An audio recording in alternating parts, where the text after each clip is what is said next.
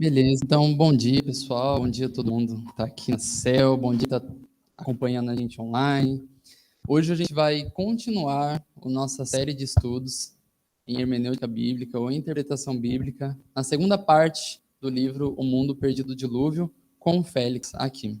Prazer, nós somos a Associação Brasileira de Cristãos na Ciência, aqui em Campinas, nosso grupo local fica aqui na CEL, em Barão Geraldo, e antes, sempre, ao começar os nossos estudos, a gente gosta de trazer um devocional, um momento que a gente vai se debruçar num período de leitura bíblica e depois oração, e aí a gente ingressa no estudo com o Félix nessa segunda parte do livro O Mundo Perdido do Dilúvio. Para quem nos acompanha, seja muito bem-vindo, e aqui então a gente vai dar início aos nossos estudos. Eu já gostaria de convidar o Pedro para estar aqui fazendo um devocional, e logo já pode passar para o Félix, e ele comanda o estudo, e depois no finalzinho a gente volta para conversar um pouco sobre o estudo que o Félix vai trazer para a gente. Beleza?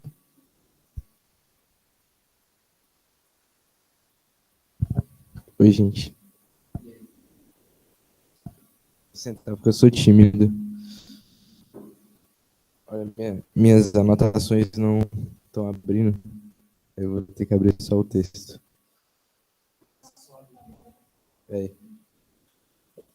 Minhas anotações não estão abrindo. Peraí. Deixa eu ver se vai abrir.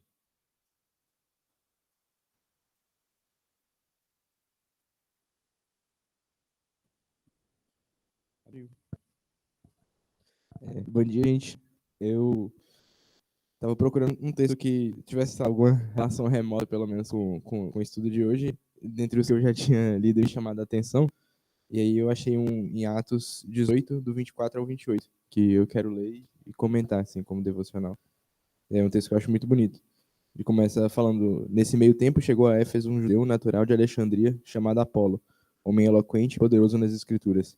Ele era instruído no caminho do Senhor, e sendo fervoroso de espírito, falava e ensinava com precisão a respeito de Jesus, conhecendo apenas o batismo de João. Apolo começou a falar ousadamente na sinagoga quando Priscila e Áquila o ouviram falar, levaram-no consigo e com mais exatidão lhe expuseram o caminho de Deus. Quando ele resolveu percorrer a Acaia, os irmãos o animaram e escreveram aos discípulos para que o recebessem bem. Tendo chegado, Apolo auxiliou muito aqueles que, mediante a graça, haviam crido, porque com grande poder convencia publicamente os judeus, provando por meio das Escrituras que Jesus é o Cristo. Atos 18, 24 e 28. Esse sempre foi um texto que eu achei muito bonito e que chama muito minha atenção, e eu queria só destacar 3 pontos nele, assim, como devocional. O primeiro é quando o texto fala que Apolo era fervoroso em espírito e ensinava com precisão. Assim, parece existir um incentivo da Bíblia para a gente tentar ser preciso com o que a gente está ensinando, principalmente quando a gente está expondo as escrituras. A gente tem capacidade, algum grau de racionalidade, a gente tem capacidade de raciocínio, e a gente entende que a escritura é a palavra de Deus, então o processo de expor o que está escrito ali, a gente deveria fazer com fervor e rigor, assim. É óbvio que a gente invariavelmente vai errar, e é óbvio que a gente vai ter imperfeições, mas existe um grau de comprometimento que a gente tem que ter quando a gente está expondo, que é muito profundo. E eu acho que isso é sempre bom lembrar, principalmente quando a gente está fazendo um exercício hermenêutico, como que a gente está fazendo agora de interpretar um texto que é difícil, no caso igual de Gênesis. E o que eu acho interessante, essa palavra fervoroso, porque ela dá um sentido de um grau de envolvimento com o texto, quase que uma comoção emocional ao expor aquele texto. Eu acho importante que, independente das conclusões que a gente chegue, é óbvio que algumas leituras vão ser mais interessantes para mim do que outras, porque elas são mais coerentes com aspectos da ciência dos quais eu já estou convencido, mas eu acho que é importante que a gente nunca se comova mais pela conveniência de conseguir convergir essas duas linhas de raciocínio do que pelo que o texto está expressando por si mesmo.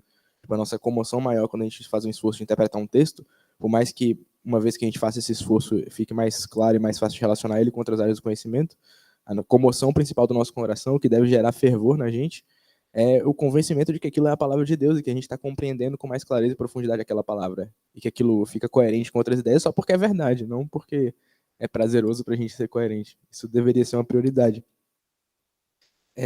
Um segundo ponto que me chama a atenção é que, apesar do texto falar que Apolo ensinava com precisão, depois fala que Priscila e Áquila instruem ele e ensinam ele com mais exatidão. Isso para mim é meio fascinante, assim, porque o texto precisão é uma palavra muito forte. E parecia que Apolo não estava falando nada errado. Só que, ao mesmo tempo, Apolo é instruído a expressar com mais exatidão.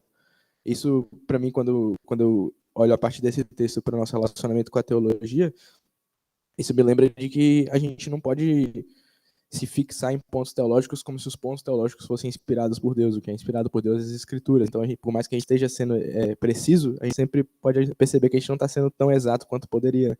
Apolo estava sendo preciso, Apolo estava sendo fervoroso, mas existe um grau de exatidão que ele só foi ensinado depois. E a vida cristã é um processo de conseguir entender com mais profundidade e sutileza das Escrituras. Então, a gente não pode abraçar ou elevar uma percepção teológica a um grau inquebrável de como se fosse parte das Escrituras, porque não é. O que é Escritura é o que a Escritura é. E é isso que é inspirado.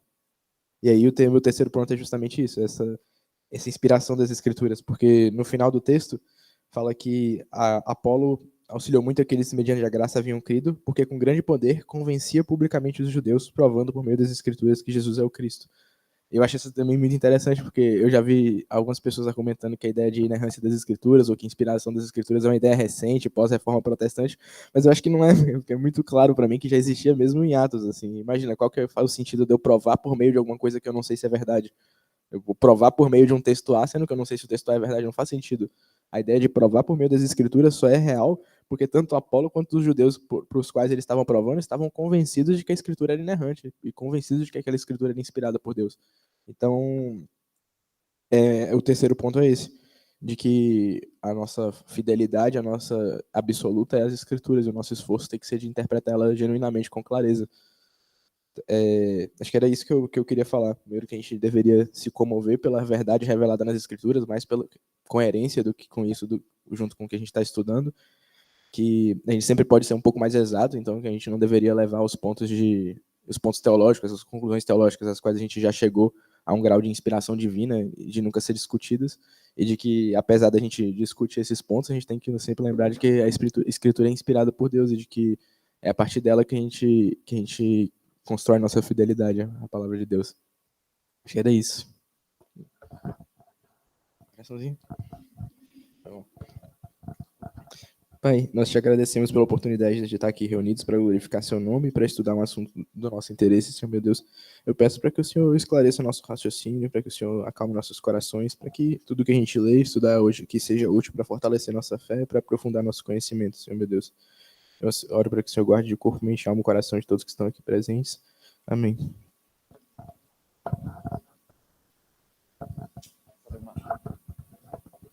Agradeço muito ao Pedro pela introdução. Lendo o livro que a gente vai discutir daqui a pouco, eu vi o autor usar uma frase que eu gostei bastante, que ele fala assim, que a gente às vezes fala assim, isso aqui eu não sei se foi meio natural ou se foi intervenção de Deus. E aí você fica tipo, tá, mas o meio natural não é intervenção de Deus? E o jeito de expressar essa ideia, ele fala assim, isso é providência ou um milagre? E eu gostei muito dessa frase, dessa provocação dele. E eu vejo muito Deus preparando o nosso coração para poder aproveitar o estudo de hoje por meio do devocional do Pedro, porque o que eu me propus a fazer lendo, eu estou pegando aqui a apresentação, gente, deve aparecer aí agora.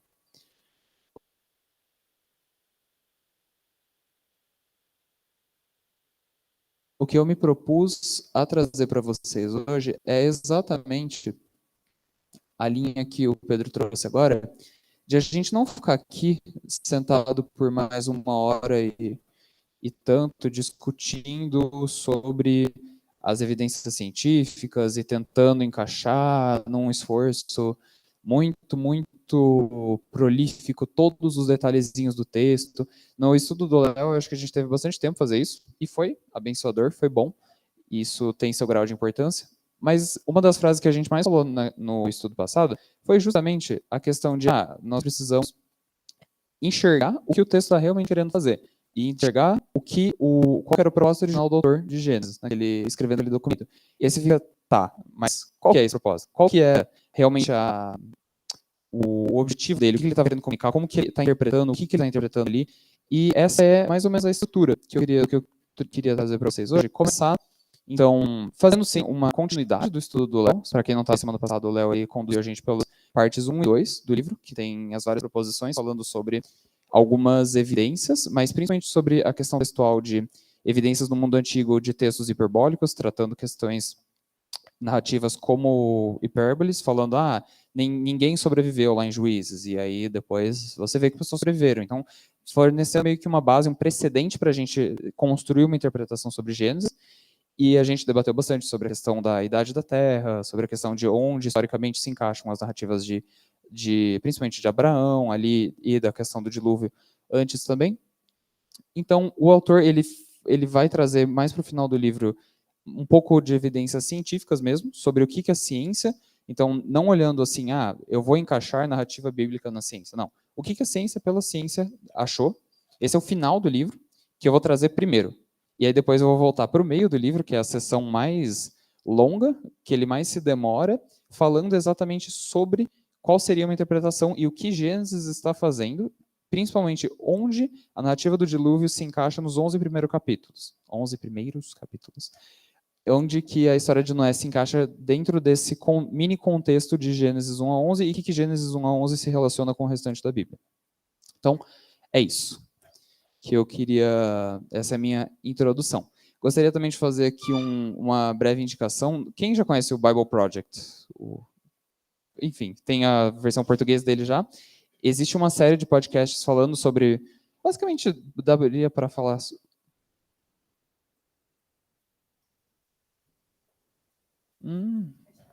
Obrigado. Gente, é muito chique aqui. O Bible Project, ele... Nossa, mas pior que aí eu não tenho entrada de... Tem uma, mas eu estou usando para o meu mouse. Tá bom, vamos para o passador de slide. Ajustes técnicos. Ajustes técnicos. E o Bible Project ele tem uma série que daria para descrever como cosmologia do mundo antigo, ou nas palavras mais adequadas do John Walton e do Tramper, que são os autores desse livro aqui, uma cosmologia do Antigo Oriente Próximo, em que ele vai discorrer sobre a... Gente, calma aí. Tem que clicar. Em que ele vai discorrer sobre a... boa. Valeu. Ele vai discorrer justamente sobre essas... Eles vão discorrer nesses podcasts, nessa série de podcasts, falar sobre como os antigos enxergavam o mundo. E é uma série bastante útil, então depois, se alguém quiser o link para alguma coisa, eu me disponho para passar para vocês. Então, vamos começar pela... Deixa eu ver se eu... do que... Fechou. Pelas evidências científicas. Inicialmente,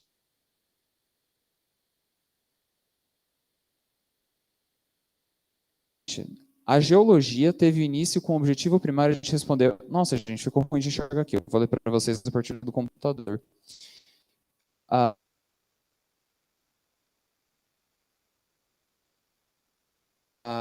Com o objetivo de responder uma pergunta. A cor aí... Não, o pessoal que está no Meet deve estar conseguindo enxergar, eu acho. Espero.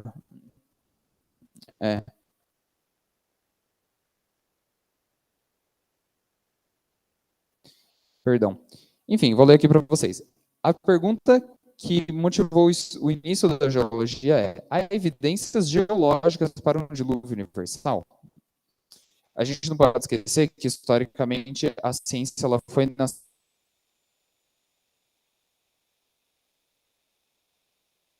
nesse berço da igreja, estava muito sob esse guarda-chuva da igreja comandado. Então, às vezes a gente olha hoje e vê uma ciência separada da ideia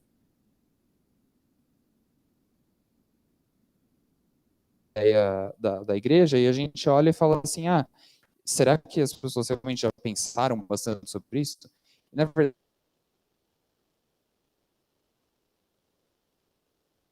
verdade, é a evidência, a busca e a pesquisa sobre as questões relacionadas ao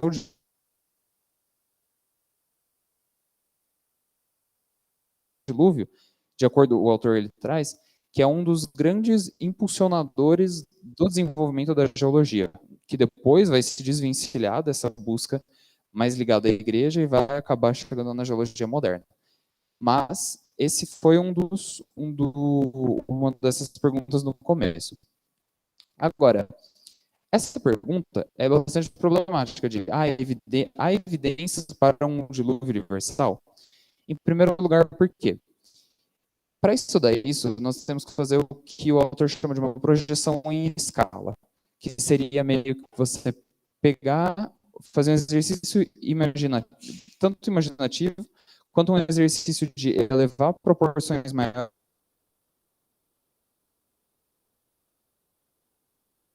aquilo que a gente tem. Por quê? A ciência moderna nunca registrou um evento universal, né, tanto que seria meio difícil registrar um evento universal de destruição e ainda ter ciência, e ainda ter gente aqui. Então não existe algo comparativo, do tipo assim, eu consigo comparar o que eu esperaria do dilúvio de Gênesis com o que eu vejo hoje de acordo com tal evento. Não existe tal evento, não existe um outro evento muito similar para a gente conseguir fazer essa comparação.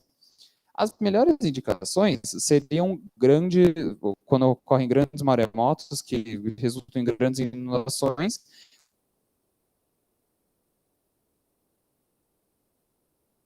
Os arqueólogos e os geólogos foram lá e viram o que acontece. A gente vai ver isso depois.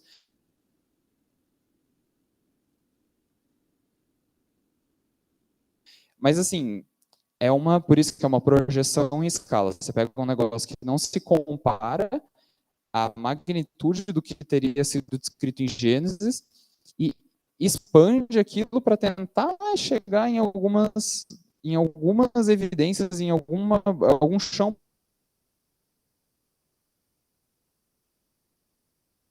para discutir. Mas, por isso, já é uma pergunta complicada de início. E depois ela acaba parecendo um pouco estranha e a provocação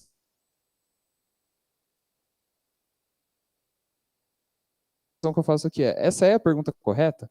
Porque você acaba mostrando, isso acaba se demonstrando com o tempo como uma acomodação da ciência. De assim, em vez de a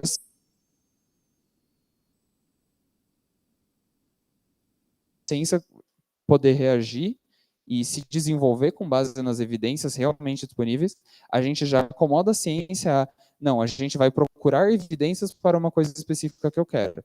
Que, de acordo com o nosso paradigma moderno, não é a forma de que a gente faz ciência, senão você vai começar a procurar, né?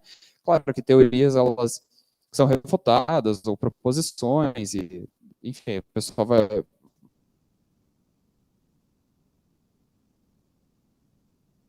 vai saber melhor que eu falar quais são os termos, as coisas que descrevem cada coisa, mas, assim, você faz teorias e aperfeiçoa ela com base nas evidências, mas você não pega um absoluto nada de evidências, joga uma preferência e vai atrás. Ainda que para a gente seja muito caro a narrativa do dilúvio e a inerrância bíblica, essa pergunta não é muito precisa e não é como a gente faz ciência hoje em dia. Então, ter essas duas coisas em mente. Mano, eu não estou usando um negocinho, porque eu fico entre as minhas anotações e passar o slide. Disso não é uma rejeição à sua sugestão.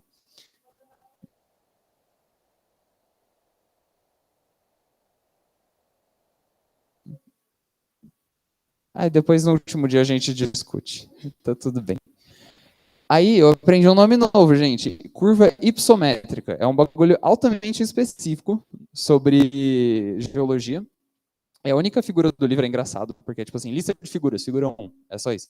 Aí tem um total de uma figura. É tipo eu tentando, quando o professor pede para ter uma referência lá, e você fala, tipo, bibliografia. É por aí. E a outra coisa também que tem a ver com o que eu estava falando no começo, que eu percebi muito, gente, eu estava tentando estudar, cara, eu aprendi mais ou menos o que está aqui, mas eu demorei, porque qual que é a questão? A gente chega e a gente fala, eu quero discutir geologia do dilúvio. Meu filho, o que você entende de geologia? O cara começou a falar de erosão e sedimentação, eu já fiquei, tá, erosão, desgasta lá, né, no morro, chove, cai pedra e sedimentação. Assim, então, a gente também precisa reconhecer a nossa humildade de, cara, às vezes a gente fica querendo discutir. Eu acho que aqui a gente tem um ambiente que as pessoas ainda têm bastante essa noção, embora seja sempre um. Vamos chegar, vamos chegar. Não, em paz. As pessoas às vezes chegam e ficam discutindo muita coisa e querem, eu quero a resposta dos geólogos. Aí o geólogo vem e dá a resposta e a gente não tem nem, a gente nem entende o que ele está falando, porque a gente não tem vocabulário nem informação. Então, eu noto que o autor ele mesmo faz isso também. Ele dá isso aqui e ele explica meio assim porque tipo, a explicação é muito curta e muito difícil de entender e a gente não tem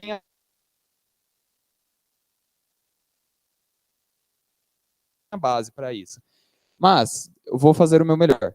Essa aqui, como foi perguntado aí, é uma curva que mostra a elevação da Terra com relação ao percentual de superfície. O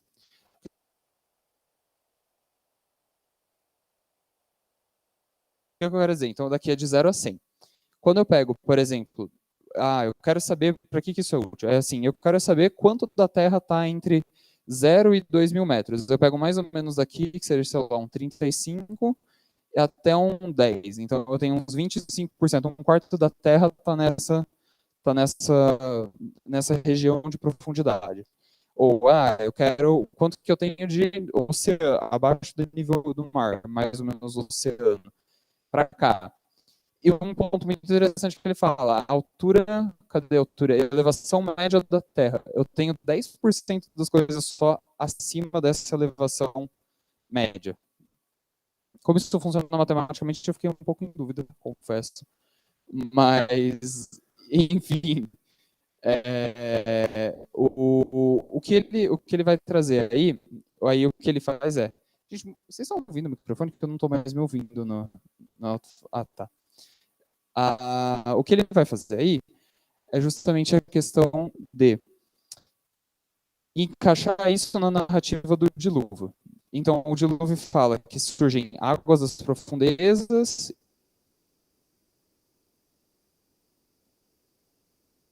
e abrem-se as comportas e cai água de cima e de baixo. Ele pega lá a narrativa e conta os dias e vê como que teria que funcionar a dinâmica do dilúvio, a mecânica do dilúvio.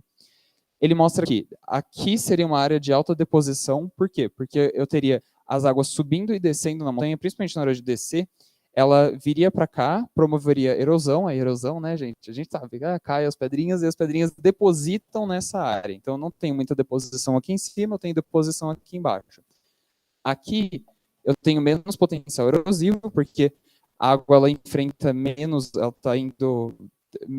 Eu entendo assim que tem menos gravidade oferecendo resistência ao movimento. Aqui para a área, quando ela sobe, ela apresenta um maior atrito ali, um atrito dinâmico viscoso aqui que promoveria mais erosão. Então aqui é a minha área de maior erosão, aqui é a minha área de maior sedimentação. Agora, qual que é a problemática que ele vai chegar? Esse período de recessão das águas, se você pegar a narrativa bíblica, dá uns 150 dias. Em termos geológicos, o que vocês acham que 150 dias é muito ou pouco? É nada, entendeu? Então, ele fala que assim, a gente tem milhares de metros de sedimento e rocha, e a narrativa bíblica fala que isso seria gerado em mais ou menos um ano. Assim, basicamente a questão é, não dá para ter tanta erosão, não dá para ter tanta coisa em tão pouco tempo. Você perguntou alguma coisa? Então, basicamente esse gráfico, ele ajuda a gente a entender onde está o potencial erosivo, como que ficaria essa questão, e justamente mostra que a velocidade de recuo nesse tempo que foi estabelecido ali, ela não seria suficiente para ter essa grande diversidade, essa grande quantidade de erosão. Além disso, deixa eu ver Isso. Além disso, tem aquela... Nossa, gente, ai que dó. Vocês vão confiar na minha palavra. Além disso, a gente tem... Fica a dica, não usem fundos muito claros para colocar. Enfim, isso aí está falando justamente sobre aquilo que eu tinha daquilo que eu tinha comentado no começo, sobre essa projeção em escala que a gente teria que fazer, ou seja, pegar tsunamis e ver como é o que acontece no tsunami, eu escalo isso para um bagulho infinitamente maior, seria um dilúvio de proporções globais, e vejo o que acontece. Em tsunamis, o que a gente tem aqui? Depósitos de tsunami têm geralmente menos de 25 centímetros de espessura e correspondem com a paisagem anterior, ou seja, nenhuma variação topográfica significativa. Ou seja, a deposição que a gente vê, as coisas que a gente enxerga, a letrinha preta aqui salvou, a fonte preta pelo menos salvou. O que a gente enxerga nos nossos processos geológicos não são coisas rápidas, explosivas e caóticas. São coisas graduais, delicadas, vou explicar o delicadas, e vagarosas. Por que delicadas? Pega, por exemplo, um dos grandes pontos de discussão, não sei porquê, na verdade, assim, é americano. O americano pega assim, a gente tem aqui nos Estados Unidos uma grande evidência a favor do dilúvio, né? A gente junta a cultura americana, né, orgulhosa, com os crentes americanos, que temos bastantes, e eles falam, o Grand Canyon é essa grande evidência. Aí vão lá e fazem um monte de estudo no Grand Canyon. Realmente tem muito estudo lá, e o que a gente vê no Grand Canyon são muitas dessas camadas de sedimentação, e nós vemos imperfeições, e nós vemos irregularidades entre camadas. Se eu tivesse uma deposição muito rápida, não poderia ter, não devem existir, vou pegar aqui para não falar besteira, não devem existir evidências de erosão e exposição ao ar entre camadas de rocha sedimentar. Mas os contatos geológicos, eles mostram inconformidades entre camadas sucessivas. Então, essas camadas, elas têm inconformidades entre delas que não seriam coerentes com uma deposição rápida. Além do que, eu coloquei o delicado aqui para me lembrar dos animaizinhos, porque nós vemos, e aí a Bia pode confirmar, espero que ela confirme, que a gente vê no Grand Canyon, por exemplo, pegadas de animais delicados preservados de formas abundantes nessas estratificações. Então isso não seria coerente um grande caos de rochas e depósitos e negócios sendo trazidos em um curto período de tempo. Confere? Confere, Bia? Confere?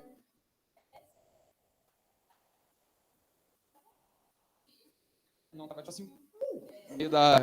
Justo. Não, essa é só uma vez só. Pior que fica gravado isso no YouTube. Então, basicamente, para eu ter tudo o que eu tenho hoje, eu teria que ter centenas de metros de espessuras e quilômetros de largura de sedimento se movendo a diversos quilômetros por hora e por milhões de quilômetros quadrados. Então, eu teria que ter uma coisa caótica de alta entropia e basicamente uma bagunça enorme. Desculpa, baixa entropia. E uma bagunça enorme. É isso, então, as evidências que não apontam para um dilúvio universal. E a geologia hoje refuta de maneira expressiva, de maneira consensual, qualquer espaço, qualquer tentativa de interpretação. Se pegar no Wikipedia, tudo bem, o Wikipedia também é uma fonte meio blá, mas o Wikipedia trata como pseudociência, e deixa eu ver se eu coloquei aqui a conclusão. Exato. Geologia diluviana, esse azul me salvou, né? Geologia diluviana. É que, gente, era tipo assim, azul verde claro, porque dilúvio, água, tá ligado? Aí era paleta, só que aí me quebrou. Geologia diluviana é um projeto de reinterpretação do registro geológico, que indica que as sucessões espessas de rochas sedimentares não foram depositadas no dilúvio de Noé. Então, é aquilo que eu falei lá atrás. A gente está fazendo a pergunta certa, do tipo, será que eu encontro o registro para essa concepção que eu tenho? Claro, de novo, é importantíssima a história para a gente, como o Pedro falou, a história do dilúvio é importantíssima e mais importante até do que conceitos científicos, porque revela a verdade de Deus, estou falando para essa questão de salvação, mas realmente não, assim, hoje em dia é considerado uma pseudociência reinterpretativa, porque a evidência já é bastante clara, bastante coerente, coesa entre si do que teria acontecido. Agora, vamos então para... Alguém quer fazer uma pergunta, comentário? Aí a Bia responde qualquer coisa de arqueologia. Não? Tá bom. Então, eu vou passar agora justamente para essa parte da... Qual que é, então, a função dessa narrativa do dilúvio? O que o autor está fazendo? E reparem que eu estou falando bastante do autor de Gênesis, porque os caras não concordam, não acham que foi Moisés. Então, eles falam sobre o autor de Gênesis, tipo uma coisa meio hebreus, assim, né? Bastante céticos. Enfim, eles trazem, então, começam a trazer o que Gênesis 1 a 11 está fazendo. O primeiro conceito, muito, muito importante, é o conceito de não ordem. E a minha provocação aqui é não ordem, ordem ou desordem. São 3 conceitos que a gente vai trabalhar e usar bastante aqui. Eles defendem que o tema aqui ainda dá para ler. O tema motriz de Gênesis 1 a 11 é a ordem. A ordem e seus derivados, não ordem e desordem. Então, eu queria começar perguntando para vocês, enquanto eu tomo minha aguinha, o que para vocês... Vamos supor uma situação aqui. Deus abençoou você com um filho ou uma filhinha. Vamos falar Joaquim. Meu amigo acabou de ter um filho que chama Joaquim, então vai ser Joaquim. Joaquim começa a crescer. Você, como um estudante ávido de interação entre a ciência, começa a responder perguntas de Joaquim. Joaquim chega naquela fase de 5 a 12 anos em que qualquer coisa é por quê? Por quê? Por quê? E você vai, né, naquele ciclo infinito. Aí, Joaquim vira e pergunta, pai, o que tinha antes de Deus criar as coisas? Ou mãe, o que tinha antes de Deus criar as coisas? Você fala, nada. E aí, tinha Deus, justo. Mas na questão da terra tinha nada. Tá bom. Aí seu coração começa a palpitar, aí você começa a suar, porque você sabe o que vem a seguir. Aí o que seu filho pergunta? O que é o nada? O que é nada? Então, como você explicaria um termo simples, o nada? Respondam, fale comigo.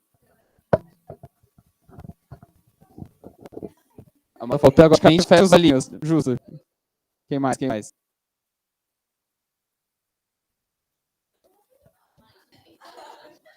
A roda treta aqui. Ó. O que se vê é transitório, mas o que não se vê é eterno.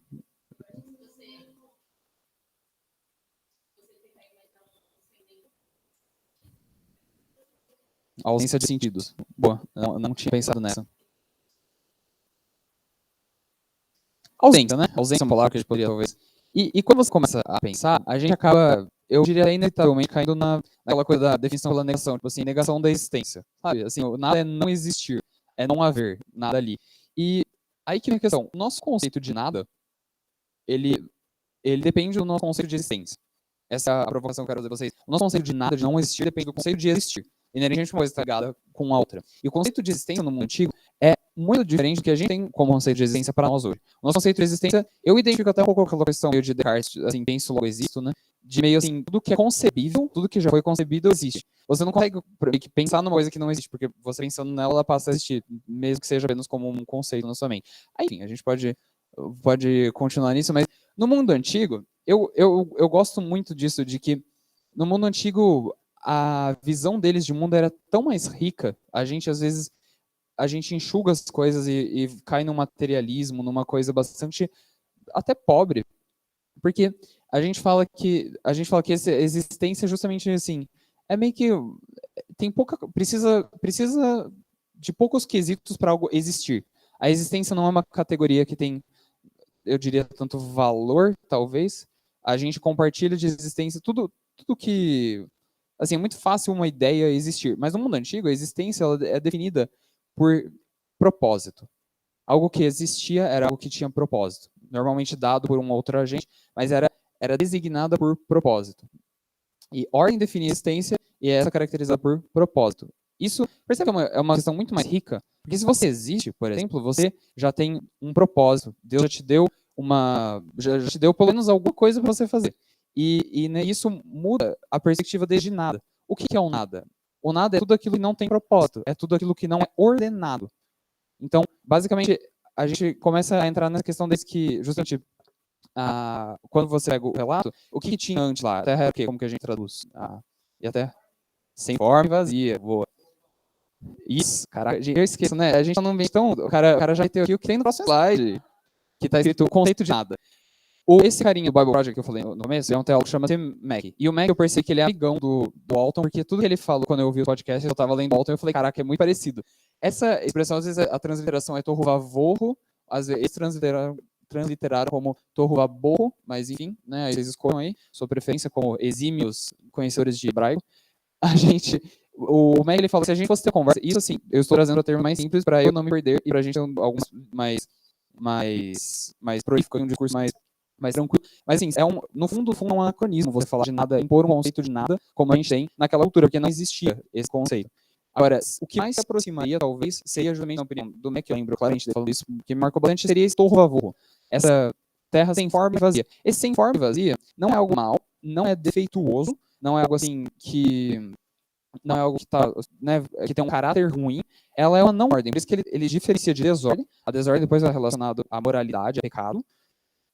Não é desordem, é não ordem. É o oposto da ordenação. É algo em que ninguém chegou e fez daquilo algo. É algo desordenado. Ou, desculpa, é algo não ordenado, não desordenado. Então, o que seria a criação? Se eu tinha nada para eles algo que não tinha propósito, o que é a criação? A criação é você trazer algo com propósito e você ordenar. Então, o exercício criativo de criação é um exercício de ordenação na visão desses autores. Então, gente, vou não ler. Da massa de água, eu vou pegar aqui a citação da massa de água não diferenciada. Então, esse torro, essa massa de água, é justamente algo não diferenciado, algo sem ordem. Deus cria uma terra funcional e vívida. A criação é a transição de um estado de não ordem para ordenação. Ainda que seja dicotômica. O Éden era dicotômico, nesse sentido de ordem e não ordem. Por quê? Porque quando a gente fala que Adão e Eva, eles participavam com Deus, a atividade ali, e fala que Adão dava nome para os animais, parece meio, assim, sinceramente, eu sempre ouvi isso e falei, tipo, tá, ok, tô dando nome, parece um bagulho meio assim, meio X, assim, não tem um peso tão grande pra gente. Mas quando você pensa que criar a ordenação, esse é o que está compartilhando do trabalho criativo de Deus, dando ordem para aqueles animais e criando algo na concepção de uma mentalidade antiga. E por que eu digo dicotômico? Porque Deus, ele é a fonte de toda a ordem. Deus deixa muito claro nos exercícios lógicos, você faz o que você tinha. Torro avô, eu não tinha ordem. Você tinha um único personagem que age em todo exercício criativo, que é Deus. Ou seja, a ordem, ela vem da presença de Deus. Deus estava ali, Deus ordena, e Deus deixa alguns elementos não ordenados, alguns fomos, para que o homem compartilhe desse exercício com ele lá no Éden. Então, comigo? Fechou. Então, antes da queda, nós temos uma dicotomia. Depois da queda, nós temos uma tricotomia. Porque o ser humano ele coloca como centro da ordem. Então, na hora que, mais pra frente, o pecado vai vir a ser a transgressão da lei. Então, a gente tem um outro conceito de pecado, um outro desenvolvimento. Mas aqui, mais no começo, nós temos apenas esses conceitos, e o autor ele propõe justamente uma mentalidade, uma metodologia, talvez, pode-se dizer assim, para entender o que seria o pecado. E o pecado é quando o ser humano se coloca como centro da ordem. E aí sim entra a desordem. É quando Adão e Eva eles falam, nós temos a sabedoria. Então, Deus, você ordena, mas agora deixa eu ordenar do meu jeito, nos meus termos, e contra aquilo que você falou que não é bom. E aí o ser humano introduz essa dicotomia. Então, o que ele propõe é que o nosso mundo ele não é só pecado e bom, é não ordem, desordem e ordem. E aí eu falo da cosmologia do Oriente Próximo, sendo importante, porque imagina só, a gente tem essa noção, né? Apesar de a gente pensar isso no nosso dia a dia, a gente está voando numa rocha espacial que está rodando assim, presa por coisas que a gente não vê, forças que a gente não vê a uma órbita. No mundo antigo, imagina que quando Deus fez, o que era para ele? Você tinha essa massa não diferenciada. Quando Deus fala que Deus separa, não é uma separação de terra seca e água horizontal, mas muito mais vertical. Os céus estavam acima, que da onde cai a água no dilúvio, e as comportas e as reservas subterrâneas. Porque o povo via água saindo do solo, em nascentes e coisas, e falava, cara, tem um oceano em cima e embaixo, via o céu azul, via que caía, e é muito natural, realmente, o céu não somente é azul, mas quando chove vem água de lá. Você fala, cara, tem um oceano em cima. E você vê Deus como esse centro de estabilidade, que você está meio que numa bolha cósmica, um submarino terrestre, que se Deus não sustentar, que é o autor de toda a ordem, o bagulho colapsa. E vem água te matando por cima e por baixo. Isso vai ser muito importante no dilúvio. Mas essa é a cosmologia, isso era a mentalidade deles. E eu acho isso muito bonito, porque você tem realmente aquela noção plena de que a cada segundo que eu não estou submerso em não ordem, em caos, é porque Deus está agindo. É porque Deus criou, e não só Deus criou, mas Deus sustenta. Porque, de novo, ele é a fonte de toda a ordem, não o ser humano. E aí vem a pergunta, tá bom, teve essa introdução da desordem. Mas será que esse pecado ele é hereditário? Será que pega esse negócio? Será que é doença? Será que pega? Porque daí a gente vê, Adão e Eva expulsos do jardim, beleza. E a próxima geração? Quando a gente chega em Caim. Caim, ele tenta, justamente, ele vê Deus rejeitando a oferta dele, porque ele não deu o melhor que ele tinha, e o autor ele vai propor justamente que Caim também olha para tudo aquilo e fala, a ordem está quebrada, porque eu não estou no centro. E Caim tenta se colocar nesse centro de ordem. E isso que é bizarro, assim, você vê que Caim ele busca introduzir uma ordem matando alguém. Ele mata o seu irmão, mas essa que é a grande questão do pecado, que é assim, desolador, que Caim achava que ele estava ordenando o mundo. Para Caim, ele estava realmente fazendo algo bom, algo ordenado, tentando reintroduzir a ordem nos seus próprios termos. E aí a gente tem um padrão. Vou tomar minha aguinha. Alguém quer fazer algum comentário?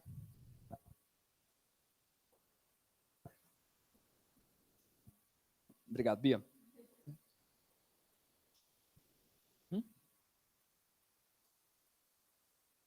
Então, o autor agora ele vai... O que eu quero fazer com vocês? Esse aqui tá dando para ler, gente, pelo menos. Se vocês quiserem, para ninguém dormir, abre um aqui, fazer que nem pastor, né, meu pastor? Abre um em Gênesis 30, 21, abre outro em Gênesis 4, 15 e outro em 6, 8, por favor.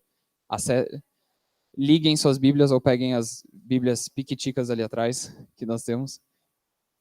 Aí a gente lê já já.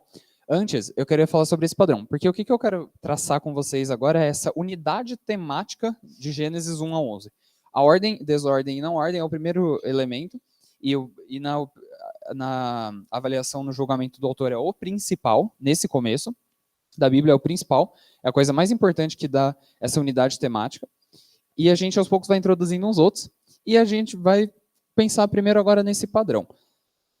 Com as experiências de Adão e Eva, Caim e Abel, e posteriormente o povo todo e Noé, nós temos um padrão de pecado, um discurso de juízo e um juízo de Deus. Então, Adão e Eva pecam, Deus já havia advertido que eles iriam morrer, e agora vai haver morte. No caso, no jardim, um animal morre para fazer as roupas de pele, e eles também deixam de ser eternos, de uma certa forma, né? Você tem esse discurso do juízo e essa execução do juízo. Você tem Caim e Abel peca, Deus fala que vai julgar, Caim peca, matando Abel, Deus faz o discurso de juízo, pronuncia o seu juízo sobre Caim, e depois realmente executa esse juízo. E a mesma coisa na narrativa do dilúvio. Agora, existe uma quebra aqui no meio, que mostra como o nosso Deus é bom, e como o nosso Deus é diferente dos outros deuses, das outras mitologias e narrativas lá, porque sempre existe um sinal de graça entre esse padrão de pecado, discurso de juízo e juízo. E aí eu queria, vocês puderem ler. Quer que vai passando o mic para a galera da... Quem vai começar?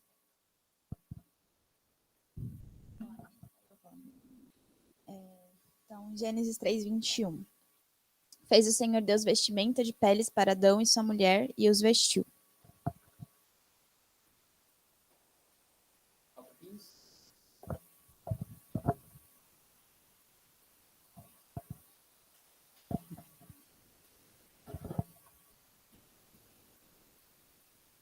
Quatro 15.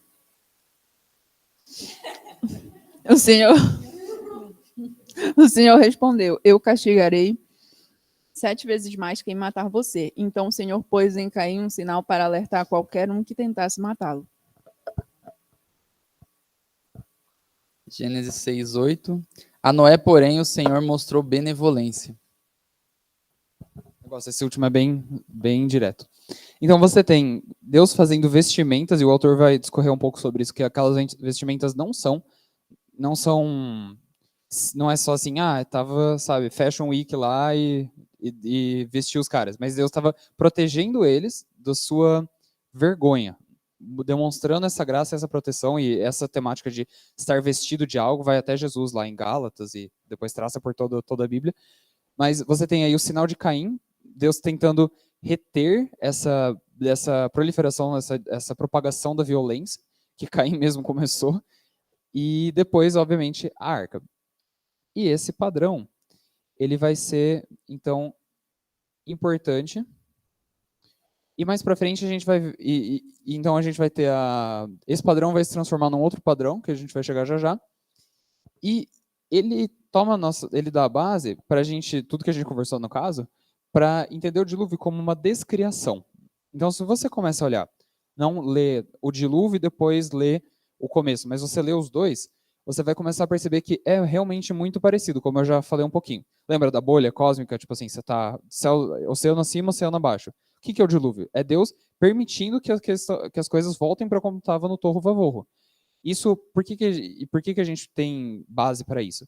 A gente tem base para enxergar dessa forma porque tem muitas alusões intertextuais, a Bíblia cita ela mesma várias vezes, ou cita ela mesma, talvez não seja a melhor forma, mas enfim, usa as mesmas estruturas literárias em Gênesis 9 do que tem em 1. Então, se você vê depois do dilúvio, né?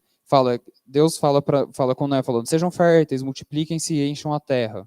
E depois, mais para frente, repete essa estrutura e fala dos animais selvagens, das aves, dos seres vivos, em várias formas que realmente lembram muito a forma como é descrito toda a criação em Gênesis 1.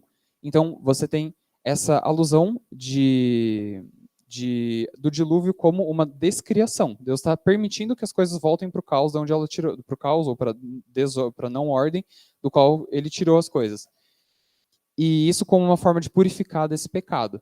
Então, Gênesis 1 a 9 não só existe esse padrão de juízo e tal, mas ele segue essa linha geral, essa tônica. Criação, descriação e recriação. Então, a partir de Noé, o que você tem?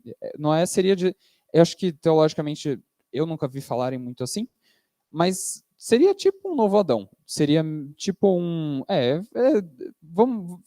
Complicado, não é bem por aí, né? Mas vocês entendem a ideia de que, assim, é uma recriação. Então, no relato bíblico, ele é o único sobrevivente e a partir dele, né, ali a família dele, vai começar essa nova fase da humanidade. O pessoal não gostou do novo Adão. É um meio Adão, boa.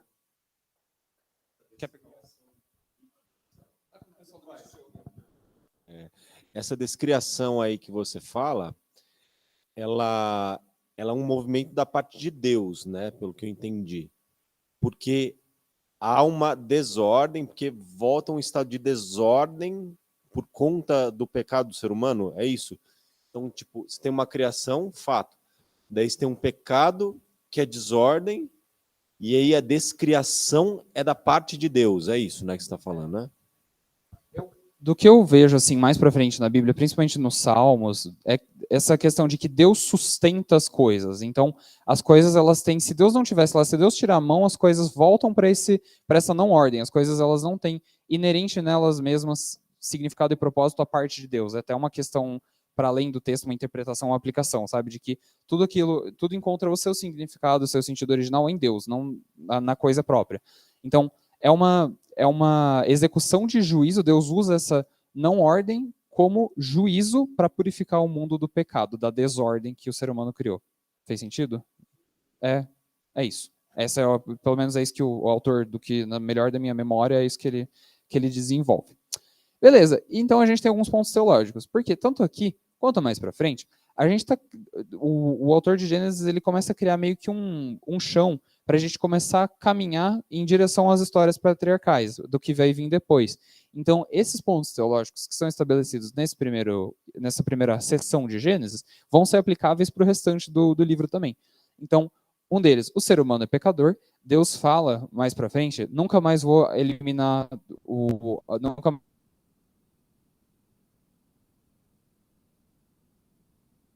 mais vou executar esse juízo de águas destruindo a humanidade. Por quê? Porque o ser humano ele é pecador desde a infância. Deixa eu ver se eu acho aqui. Ele é o pecador desde a infância e toda a sua inclinação é para o mal. Deixa eu ver se... não vou achar exatamente o texto, mas eu imagino, confio. Deus fala justamente isso, que o ser humano, toda a inclinação é sempre para o mal desde os seus primeiros dias, e isso não vai mudar se Deus... O que eu entendo também é isso, Deus ele pode eliminar, mas o problema é mais profundo, sabe? O problema da oração. Deus julga pecadores de modo consistente, Deus tem um zelo, depois isso vai se revelar mais, Deus tem zelo pelo seu caráter, pela sua santidade, e Deus ele julga pecadores de modo consistente. Deus é um Deus de juízo, Deus é um Deus que executa juízo, então não é aquela coisa, né? É um Deus que é um Deus só bondoso o tempo todo. E, claro, enfim, aí, né, o juízo faz parte da bondade de uma certa forma. E Deus permanece gracioso para com as suas criaturas pecadoras por causa daquele padrão que a gente comentou, né, de juízo, anúncio do juízo, de um sinal de graça e depois a execução do juízo, frente ao pecado. Ok? Deixa eu ver se tinha alguma coisa que eu pulei aqui. Acho que não. Agora a gente vai para o segundo, então...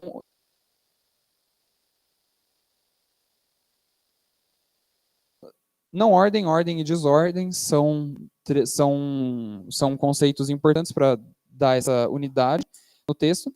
E agora a gente vai para a presença do Senhor. E eu quero mostrar para vocês que esse é outro conceito que permeia toda essa narrativa. A presença do Senhor, a primeira vez que ela aparece, de acordo com o autor, ele vai fazer uma análise mais uma vez, hebraico, da palavra. Ele fala que Caim e Abel, o sacrifício, as ofertas que eles apresentam, não está relacionado à ideia posterior de purificação de pecado, mas de reter o favor de Deus e uma busca pela sua presença. Então, você tem em Caim e Abel ali esse anelo, essa busca pela presença de Deus. Você vai ter as análises lá depois de que o Éden era esse santuário, todo o jardim era esse santuário, do qual Adão e Eva seriam sacerdotes intermediando com Deus. Tem, né, as análises lá, e aí excede a minha capacidade, é meu estudo teológico. Mas, basicamente, está escrito aqui do lado, quem quiser se esforçar muito vai conseguir enxergar que a presença é a fonte de ordem, unindo as duas coisas. Então, a questão aquilo que eu tinha falado, se você tem a não ordem e você tem a ordem, e o único agente que interveio nesse processo é Deus, então toda a fonte de ordem é Deus. A presença de Deus, ela traz consigo a ordem. A ordem, ela só existe na presença de Deus. Então, você tem essa junção dessas duas temáticas, e aqui entra, já já a gente vai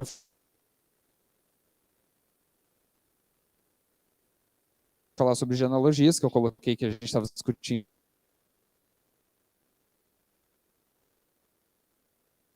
no estudo passado, sobre elas. Você tem uma dessas funções da genealogia, que é assim, como que funciona os capítulos de Gênesis? Você tem a história de Caim e Abel no capítulo 4. No final do capítulo 4, você tem meio que um reset. A genealogia, ela volta, porque você já está falando de filhos de Adão e Eva. Você volta em 4:25 falando, novamente Adão teve relações com sua mulher e ela deu à luz outro filho, a quem chamou Sete. Então, você meio que volta historicamente no ponto que você está contando na narrativa. E no 26 fala, no final do versículo, que nessa época começou-se a invocar o nome do Senhor. Fazendo uma análise lá dos outros usos dessa palavra, o autor ele vai chegar aqui, essa frase de invocar o nome do Senhor representa essa busca da presença de Deus. Então, essa estrutura de Gênesis que você está falando de Adão e Eva, você fala de Caim e Abel, aí você volta para Adão e Eva e começa a pegar por outra linhagem e fala desse anel da presença, você coloca Caim e Abel buscando a presença de Deus, e os outros que também descenderam de Adão e Eva também buscavam a presença de Deus, porque começaram a invocar o nome do Senhor. Então, essa estrutura de Gênesis 4, ela posiciona esse anelo pela presença de Deus desde o princípio, seja na linhagem que veio de Caim e Abel, seja pela outra. Ou no caso, tadinho, Abel não teve linhagem, né? Mas enfim. Aí, fez sentido? Ok? Fez esses 2 pontos? Falando sobre a presença. Por que eu falei também de genealogias? Porque você tem o capítulo 5, é basicamente uma grande genealogia, e aí chega a história que todo mundo gosta. Iago Martins faz vídeo de 40 minutos discutindo os filhos de Deus, que coabitaram lá, e aí tem aquela história bizarra que cada um vai ter a sua grande opinião. E os autores aqui, eles são bastante inteligentes, eles esquivam um pouco a treta, e eles falam, a gente não vai discutir muito a identidade. Aí você fica tipo, tá, ok, né? Tava querendo ver a pancadaria, aí o cara fala, não vou discutir muito. Ele não discute muito, ele fala mais da ideia que o termo traz. Qual que é a ideia que na opinião dele, o termo traz? Para ele, essa ideia de filho de Deus evoca uma noção, justamente, de uma pseudo-presença divina. Então, para ele, você tem... Lembra do que a gente está fazendo aqui? A gente tá situando a busca pela presença divina em todo esse começo. Então, a gente falou de Caim e Abel, falou da outra descendência, e esses filhos de Deus, para os autores, a época deles, onde eles vão estar na Terra, vai ser desde o período de Sete até o período de Noé. E ele vai fazer uma grande discussão lá, trazendo outros exemplos de como a genealogia, isso que eu falei, ela volta no tempo. E qual que é o movimento do texto? Está trazendo Caim e Abel, volta para um outro descendente de Adão e Eva, que é Sete. Depois, no capítulo 5, vai até o final, chega em Noé, termina em Noé, e aí fala dos filhos de Deus. Então, para ele, qual que é o movimento? Se você está falando daqui, aí você volta, você percorre todo o caminho e fala dos filhos de Deus, para ele é uma construção utilizada pelo texto para situar a época dos filhos de Deus desde o período de Sete até Noé. Então, não é pós-diluviano, seria antes do dilúvio, e percorrendo muito tempo, percorrendo todo esse tempo que o texto fala aqui da genealogia do capítulo 5, falando sobre esses filhos de Deus como mais uma evidência dessa presença indevida, dessa tentativa de uma restauração da presença de Deus entre as pessoas com os filhos de Deus, mas que é uma tentativa falha, que é mais uma tentativa errônea. Porque esses filhos de Deus trazem mais desordem, trazem mais pecado e fazem coisas ruins aos olhos de Deus. Ok? Entendemos? Essa parte eu tive, cara, era tipo 11 da noite, eu tava lendo isso, eu tava tipo assim, não entendendo nada, eu voltei tantas vezes para... Mas acho que é isso. Façamos agora, convido vocês a, como o autor chama, um excurso, não conhecia essa palavra, mas eu achei bonito, um excurso pelas genealogias. Só para a gente ter uma base também boa para a discussão, ver o que o autor traz, porque na última, acho que eu lembro a Pamela falando disso, no último encontro, falando sobre assim, as tentativas de datação, acho que foi você, Pam, das tentativas de datação a partir das genealogias, de tipo assim, vamos tentar reconstruir quanto tempo passou contando todos os anos. Né? Tem gente que eu acho interessante, não concordo, mas eu acho interessante, meio desesperador, um pouco triste, que estuda a Bíblia com calculadora, né? E aí a pessoa fica lá com a calculadora científica fazendo conta, somando todos os anos que dá. Já vi, bizarro.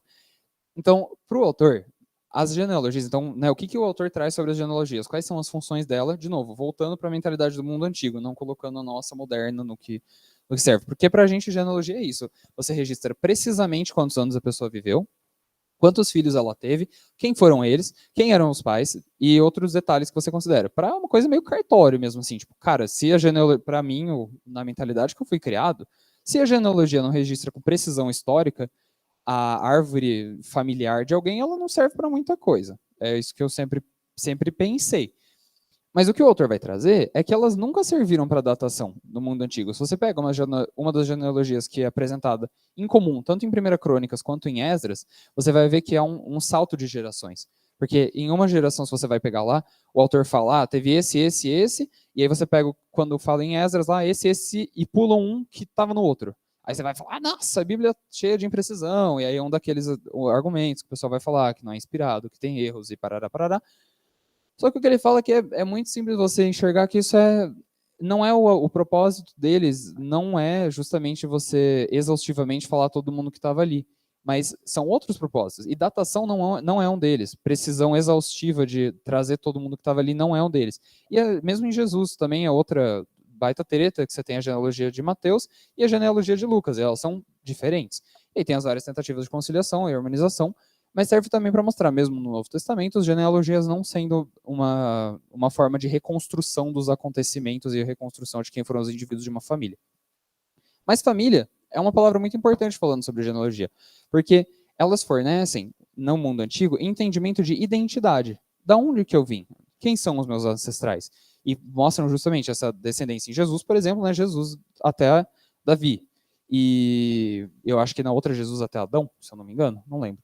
Mas você tem esse fornecimento de identidade. Então você tá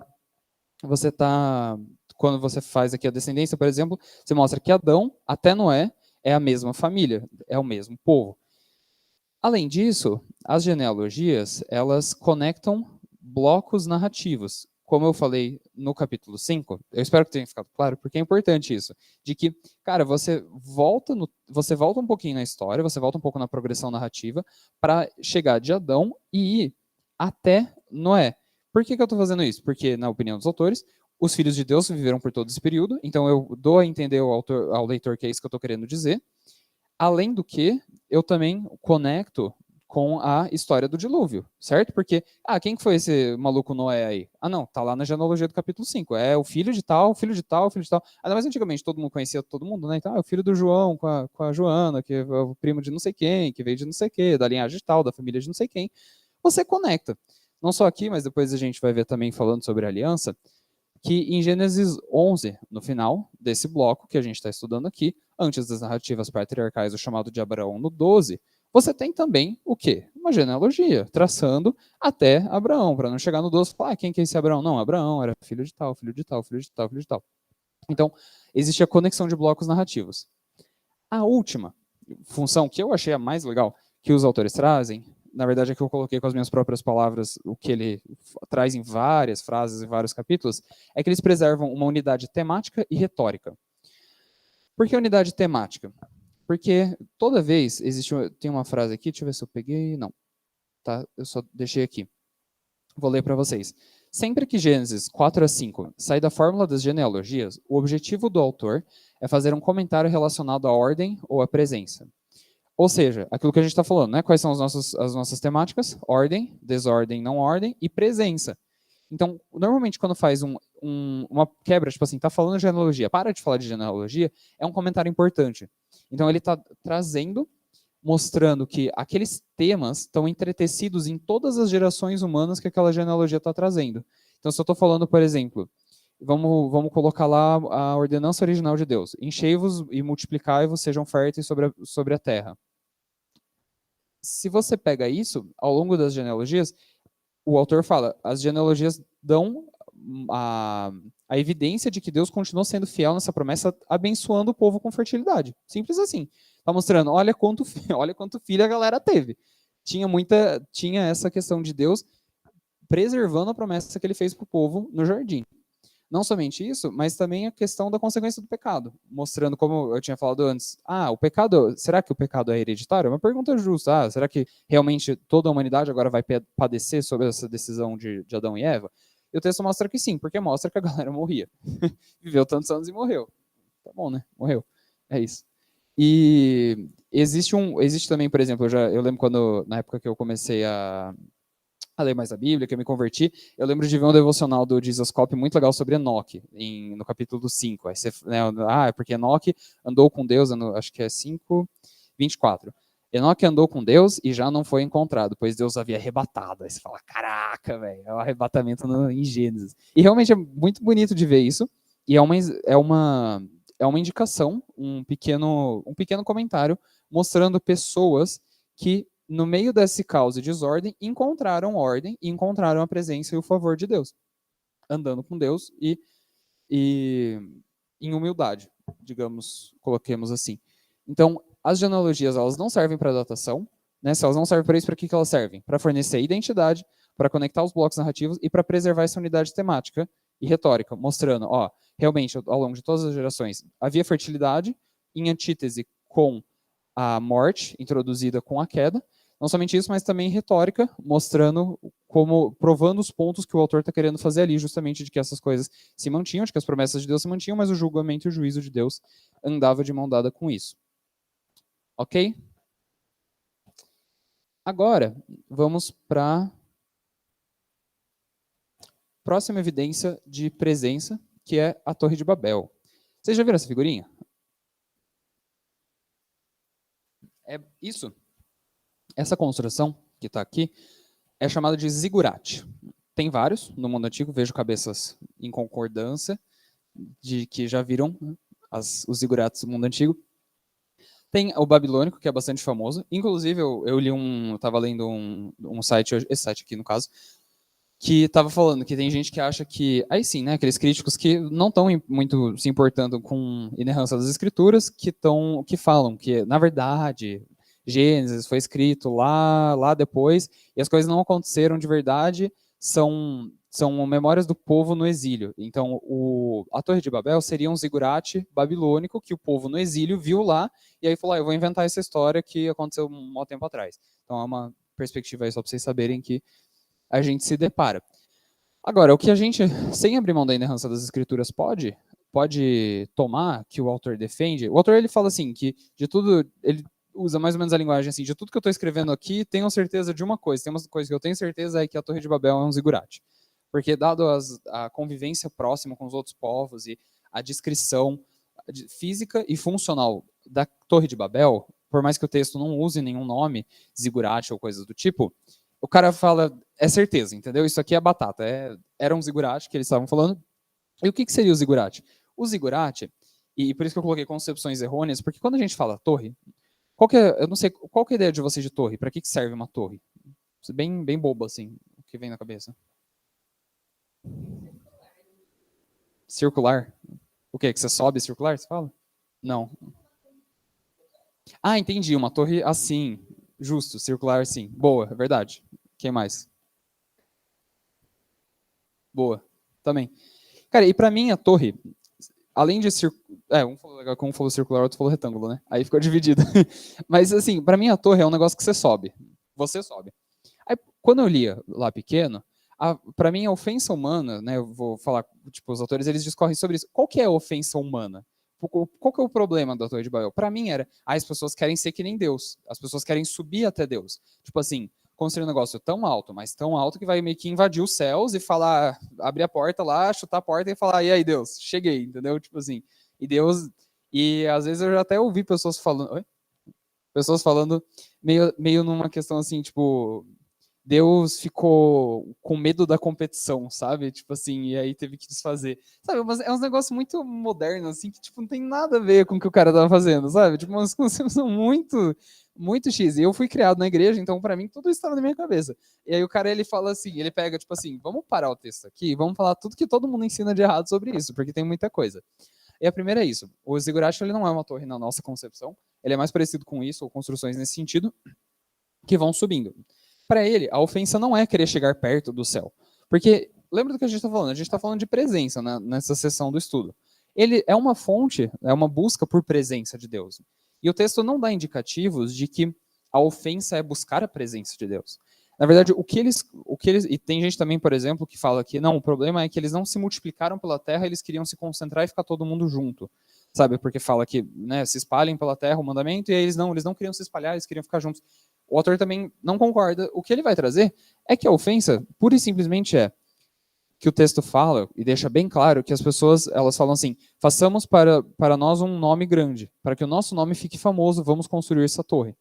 E é isso, a fama humana, ao invés da fama de Deus. Então, eles buscam, deixa eu ver como é que tá o horário, porque tinha um negócio legal que eu queria falar, mas tá, eu vou passar rapidinho por ele. De que antigamente existia um conceito que ele vai falar de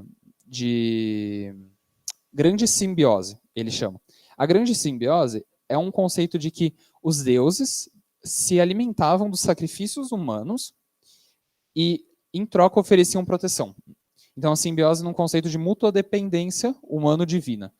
Quando você tinha essa torre, e os caras querem fazer uma torre, não para que eles subam. Isso é verdade, isso só deixando claro, os zigurates tinham uma escada do céu. Então, a ideia não era nem os caras eles não queriam subir, eles queriam que os deuses descessem. E quando os deuses descem e encontram um espaço gostoso para eles ficarem lá na Torre de Babel, os próprios homens recebem favor disso. Então, eles estão interessados no benefício próprio por meio da presença divina, para fazer o nome deles grande. Esse é o problema. Entende como tudo, tipo, como conecta todo o raciocínio? Eles querem agradar, fazer um lugar de presença de Deus, mas não pela bondade do Senhor, não como Enoque que viveu com Deus e andou com Deus, mas porque eles querem que os deuses fiquem felizes, para os deuses abençoarem eles, e eles terem um nome grande, e eles se fortalecerem. E essa é a ofensa, e Deus vai lá e dispersa, introduz a confusão das línguas, para dispersar essa tentativa humana de chegar na presença. E assim, alguém... Comentários? Aqui a gente chega no final dessa questão da presença que eu estava falando. Então, começa lá de Caim e Abel, toda a descendência de Adão e Eva, vai para os filhos de Deus, que é na organização arranjo textual ali, é antes do dilúvio, e na opinião dos autores, cronologicamente também até a Torre de Babel, que é pós-dilúvio. Então, não sei se vocês perceberam aqui, a gente pulou a narrativa do dilúvio, porque ela está no meio dos dois textos ali. Ela ocupa os capítulos do meio. Para mostrar que, desde o começo até o final, os seres humanos buscaram presença, e essas buscas foram falhas, foram fracassadas.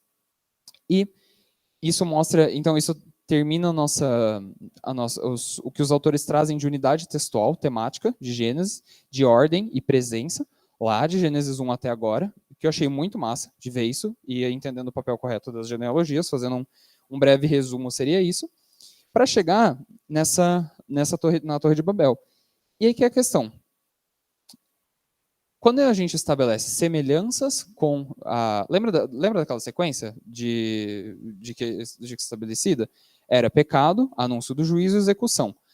Aqui, a gente tem pecado, anúncio do juízo e execução. E aí, o que eu aprendi com esse livro? Que traçar similaridades entre textos é importante não só para encontrar similaridades, mas para ver onde estão as discrepâncias. Porque nas discrepâncias, normalmente, o autor está te revelando que uma coisa mudou. Tem sinal de pontual, assim, um sinal claro de graça em Babel? Não tem. E aí fica tipo assim, tarará, e agora? Tipo, o que vai acontecer? Por que tipo, o que mudou? Deus, o que mudou? Não temos sinal, não temos... era para ser dramático e não dá para nem ler, que tristeza. E agora? Obrigado, Amanda. Cara, Amanda de alguma forma conseguiu ler o que estava ali. É isso. E agora? Qual que é a resposta de Deus? Bom, a resposta de Deus é a aliança. Ó, ficou certinho. A aliança é a resposta de Deus.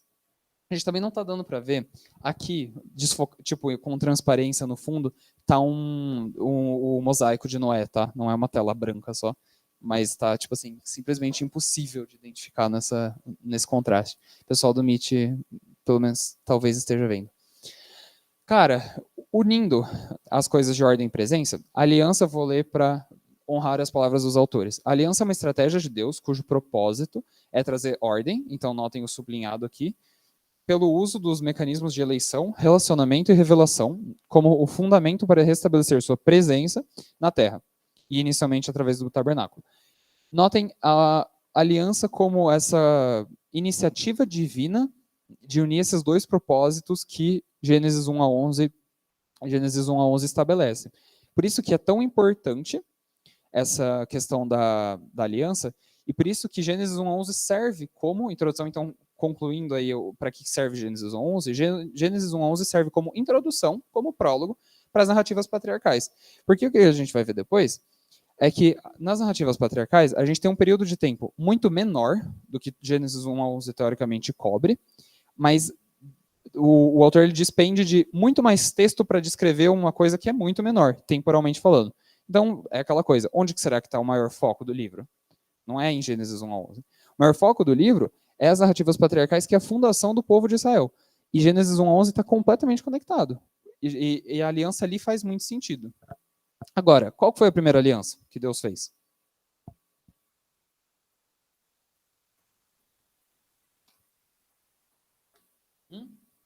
Abraão? Adão, Noé, Adão, o autor ele fala que existe uma aliança de criação, tem alguns que entendem ali, mas onde realmente aparece a primeira palavra aliança, vamos colocar assim, é com Noé. Existe a aliança noética, que também está escrita aqui, mas também não dá para ler por causa do azul. Mas entendeu? Por isso era o easter egg, entendeu? Quem leu, leu. Eu fiquei apontando para lá e todo mundo ficou me olhando com cara de, esse cara tá louco, tá com sono. Não. Dramático, hein? Viu? É a providência, velho. É isso que eu tô falando. Eu não tinha planejado, mas fez muito sentido agora. A aliança noética é a primeira aliança da Bíblia. E esse termo noética existe, tá, gente? Eu pesquisei no Google. A aliança noética é a primeira aliança. Ela estabelece um padrão. Porque daí quando você vai ver lá com Abraão, aí Deus fala, Abraão, estabeleço com você a minha aliança, você fala, opa, eu já vi isso antes. E ela estabelece, então, algumas coisas que vão se repetir nas outras. O que você aprende com a aliança noética? Você aprende que uma aliança, ela normalmente tem um sinal, e você aprende que a aliança tem uma promessa. Nas outras alianças, vamos lá. Na aliança abraâmica, o sinal é o quê? Circuncisão. Na aliança mosaica, é o sábado, a guarda do sábado. Na nova aliança é a ceia do Senhor. Olha que bonito, né? De Gênesis a Novo Testamento, Deus fazendo alianças. Então, na aliança noética, qual que é o padrão? Arco-íris. É o arco-íris. Pamela é fã do... É realmente muito bonito. E né, dá essa ideia de beleza e estabilidade depois das chuvas e tal. É um símbolo muito rico. Eu acho muito massa. Então, Deus, eu acho muito legal isso, que o autor também chama a atenção, que Deus, ele promete a sua aliança a Noé antes do dilúvio. Se você for para 6:11, Gênesis 6:18, você tem Deus falando, mas com você, Noé, estabelecerei a minha aliança. Você entrará na arca com seus filhos, sua mulher e as mulheres de seus filhos. Deus promete uma aliança mesmo antes. Deus ele já sabia o que ele ia fazer. E essa é a promessa. Ou melhor, né? A promessa é, nunca mais Deus fala que ele nunca mais vai devastar. Alguém consegue achar aí para mim? Quando Deus ele fala que nunca mais vai... eu tenho um texto que está perto, mas... achei. Tem 9... Deus fala várias vezes, mas 9:11, por exemplo. Estabeleça uma aliança com vocês. Qual que é a promessa? Nunca mais será ceifada nenhuma forma de vida pelas águas de um dilúvio. Nunca mais haverá dilúvio para destruir a terra. Pensando assim, eu fiquei pensando... Imagina que a gente nunca tivesse lido Gênesis e a gente não tivesse também todos esses nossos pressupostos. É muito interessante de pensar justamente que Deus ele está estabelecendo qual vai ser a dinâmica daqui adiante. A dinâmica daqui em diante não vai ser toda vez que o pecado ficar muito tenso, vai vir dilúvio. Porque se fosse assim, pelo amor, né? Não ia Israel não ia nem ter chegado aí a gente também. Então é muito muito doido assim, quando eu tava lendo o livro, eu lembrei de algumas vezes que eu tava lendo lá Israel e tal. Eu ficava pensando, nossa, será que Deus vai nesse ponto Deus não pensou em trazer uma destruição total, porque não parece ter esperança, sabe? Israel tá lá largado, daí as outras nações também, tudo cheio de ídolo lá, e você fala, cara, o que vai acontecer aqui? Mas Deus, ele faz essa promessa de não destruição. E é uma promessa que a gente também lembra menos dela, porque ela não é uma promessa assim, por meio do sua descendência abençoarei a terra, sua descendência será incontável, como ele fala com Abraão. É uma promessa de não destruição. E é uma promessa, aqui sim eu anotei certinho em referência, em 9:17, que Deus fala, essa é a aliança que estabeleci entre mim e toda forma de vida que há sobre a terra. Não é ele é com quem Deus está dialogando, mas a promessa, a aliança não é com o povo de Israel.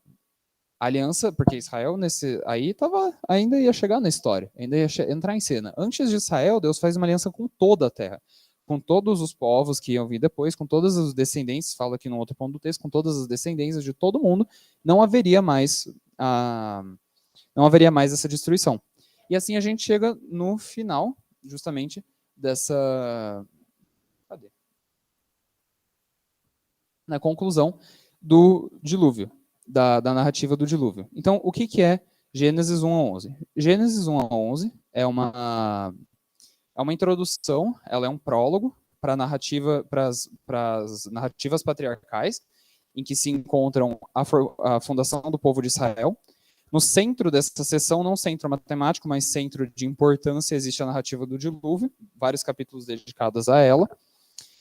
E ela serve no Novo Testamento ela vai servir como uma figura, como que chama? Tem uma palavra, provavelmente tem uma palavra teológica mais exata, mas assim, ela prefigura o juízo final, e que vem tipologia, uma tipologia para o juízo final em Cristo.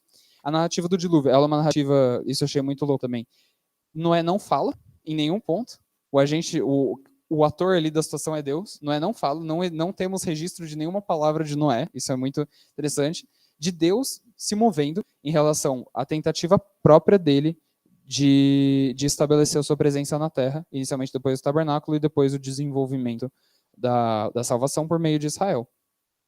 E era isso, gente. Unimos por meio da ordem e da presença esses capítulos e espero que tenha ficado minimamente claro para que eles servem, o que eles fazem. Obrigado.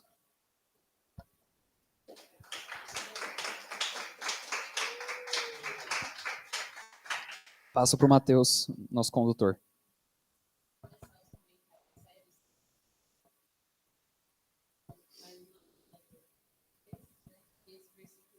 Nem vou falar nada.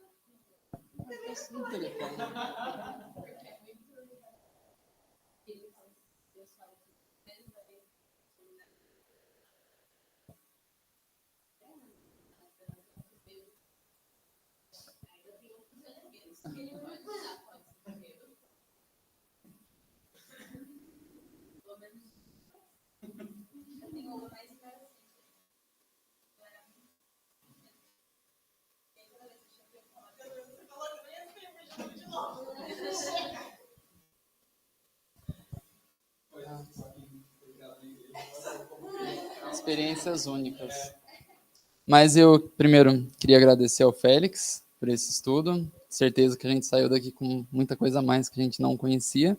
E queria abrir para as perguntas, comentários, sugestões. E para o pessoal do meeting também, pode levantar a mão e abrir o microfone, pode fazer os seus comentários. E o pessoal aqui também.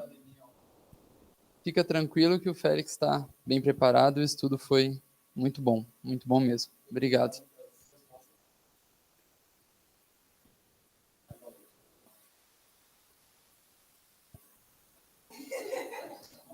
Eu ainda estou pensando em algumas coisas, é bastante informação para eu compilar, fazer um comentário agora.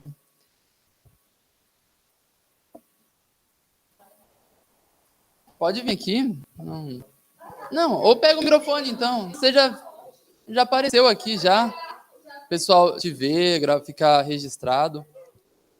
Aí depois você, por favor, passe para a Pâmela e a gente vai conduzir do microfone. Você tá indo embora porque eu quero te perguntar. Não é que eu queria entender a lógica do autor em descartar a ideia do zigurate como as pessoas deliberadamente decidindo ficar em um lugar só, e isso ter sido parte da afronta para Deus. Porque para mim, quando eu tive contato com essa ideia, parecia que realmente era isso, assim, principalmente porque o que vem depois daquilo é a mistura das línguas, e a consequência das misturas das línguas é a separação dos povos, e depois também com a formação da aliança abraâmica. A primeira coisa que Deus fala com Abraão é para ele sair da terra dele e ir para algum lugar que não é claramente estabelecido a princípio. Então, essa ideia deles irem, para mim, parece fazer muito sentido, assim. Principalmente com a ideia do zigurate sendo essa coisa de onde os deuses vão descer para abençoar a terra. Parece uma coisa do tipo, Deus ordena que alguma coisa fosse feita, essa coisa não é feito o contrário, e ainda assim existe uma exigência de bênção divina, sabe? Do tipo,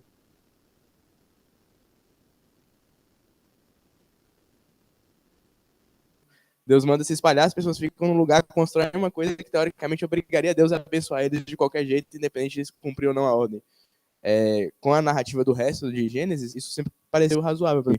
Aí eu só queria saber se dá pra expor mais essa parte dos zigurates.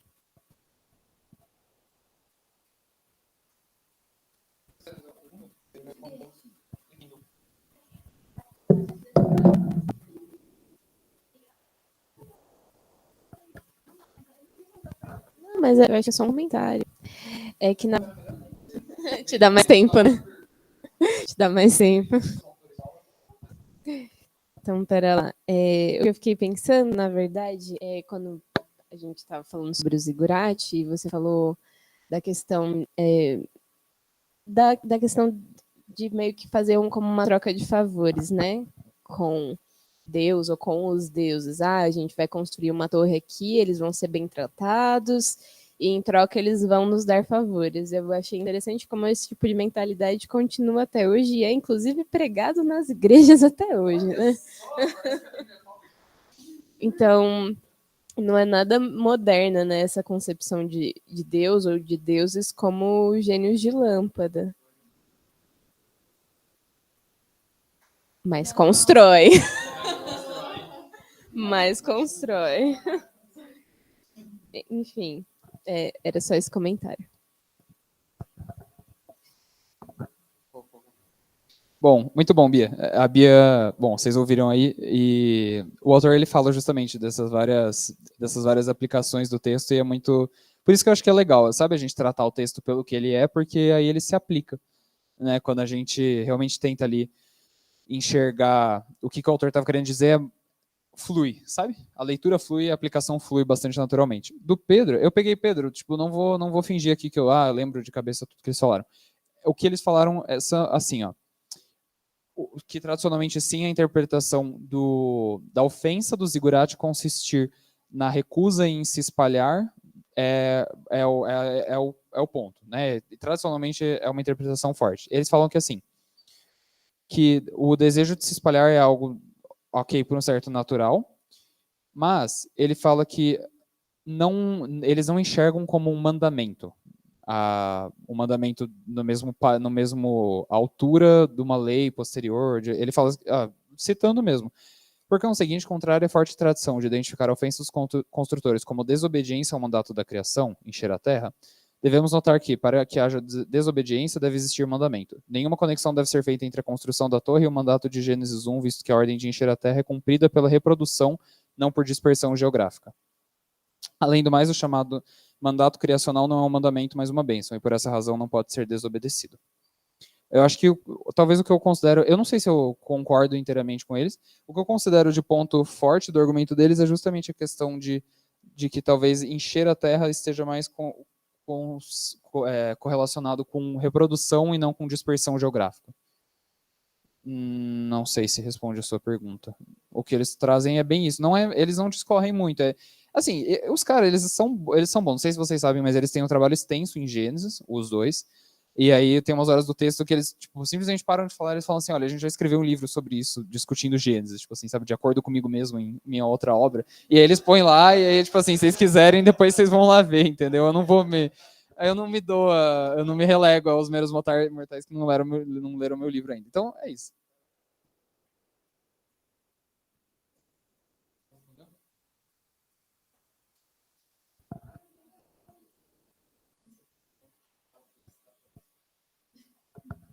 Vou fazer 2 comentários concisos. O segundo, eu quero deixar uma minhoquinha na cabeça da Bia.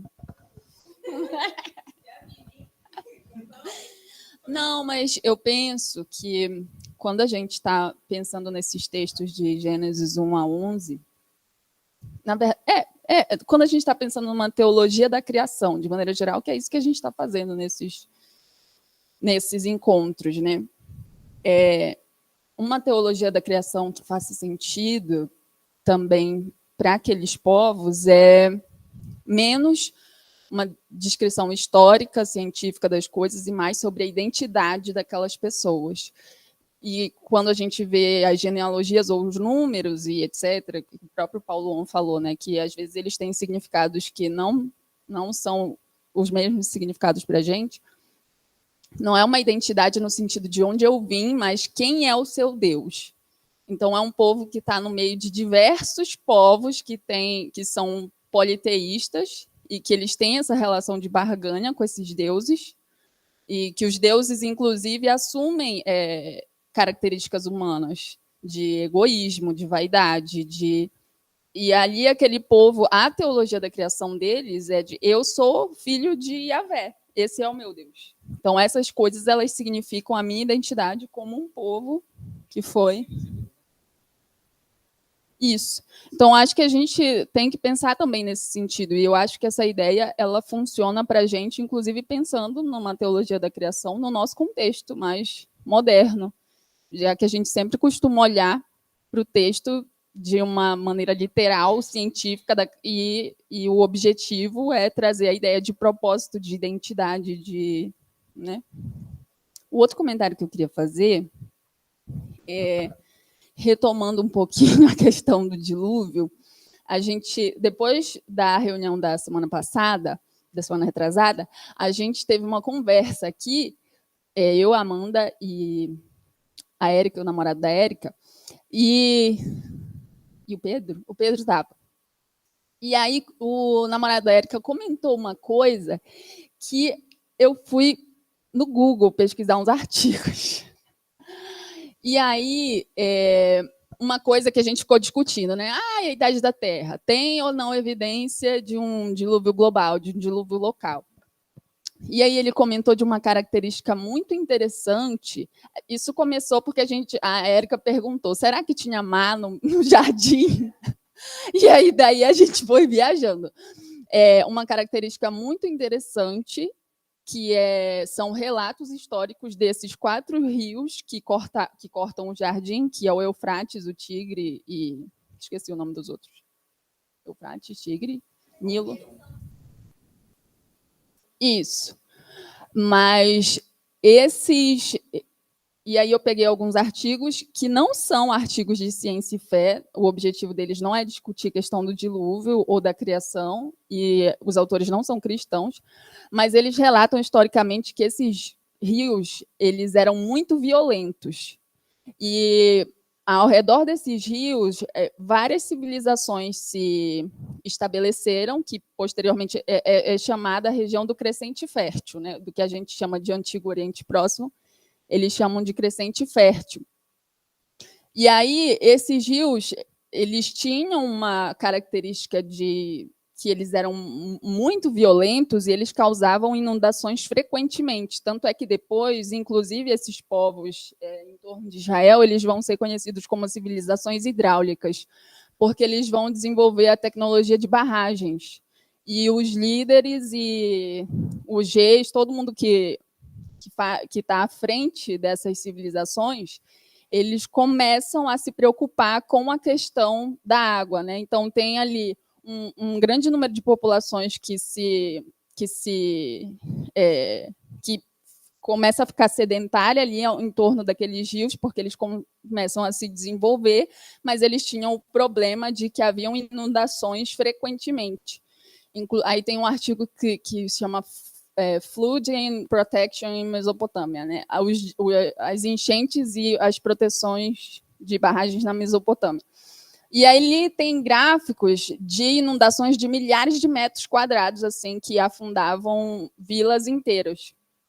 Então, eu achei muito interessante, porque se a gente for parar um pouco para pensar, o fato, inclusive, do que a gente discutiu, de ter outros povos que têm histórias parecidas com o dilúvio, se encaixa com essa ideia de que eles observavam inundações frequentemente, por exemplo. Então, só queria comentar que eu acabei passando por esses artigos e achei muito interessante, porque a gente comentando ou não se tem registro geológico local ou global, independente disso, tinha esses fenômenos de enchentes violentas e por exemplo, uma tragédia com diversas barragens de rios diferentes é uma coisa que realmente coloca cidades inteiras embaixo d'água. Então, é isso. Qualquer coisa, depois eu compartilho no grupo mais, se alguém quiser ver um pouco sobre isso. Não estou dizendo que foi isso, mas é uma hipótese. Muito bom, Pamela. Você tem um comentário? Não, beleza. Algum comentário fazer agora ou posso passar para o Félix? Acho que você pode fazer o comentário, Félix. Depois a gente vê se tem mais alguma outra pergunta. Pessoal do meeting também, fica à vontade. Pessoal do Meet, não é EBD, não é pandemia, né? Aula virtual remota, que ninguém fala nada. Eu queria não propor, eu acho que, como a Paula falou, a gente, mesmo ainda, eu mesmo, pessoalmente, ainda não certo de como eu consideraria essa questão do alcance do dilúvio, eu acho que é legal a gente entender que realmente existe um significado independente do que como você interpreta essa questão do texto de abrangência, você entender que realmente existe esse significado do perigo das águas e o estado não criado das coisas do Tohu Vavohu lá ser representado como água vem dessa vivência do povo ali. E aí eu queria propor que Apocalipse também justamente tem isso. Se você olha Apocalipse 21:1, e vi um novo céu e uma nova terra, porque já o primeiro céu e a primeira terra passaram, e o mar já não existe. Eu fico pensando se essa questão do mar, aí nesse versículo de Apocalipse, não traz essa ideia também da segurança, sabe? Da água. Não sei se alguém consegue me confirmar ou não isso, mas eu vejo muito isso, assim, o novo céu e a nova terra como um lugar de perfeita paz e estabilidade, sabe? Em que tudo foi consumado. Diga, era para provocar aí mesmo. Nesse assunto, eu tenho um pequeno comentário que sim, o mar, as águas no Antigo Oriente Próximo e para o pessoal da Antiguidade era um local do desconhecido, do medo, né? Tanto que as figuras que são narradas em Jó, as figuras, elas podem ser agentes do caos e não necessariamente um animal hipotético, um dinossauro, um bicho grande, mas eram figuras mitológicas representantes do caos, que eram muito mais conhecidas como figuras aquáticas, que eram para olhar aquele mar, aquela coisa grande, ou até mesmo um rio, que eles não viam a margem do outro lado, como sendo um local do desconhecido e um local da desordem, um local do caos, algo que não podia ser dominado. Então, talvez o autor lá, João, no Apocalipse, escreve aquilo que não há mais o mar, no sentido de talvez não existir mais esse caos, ou não existir mais essa desordem.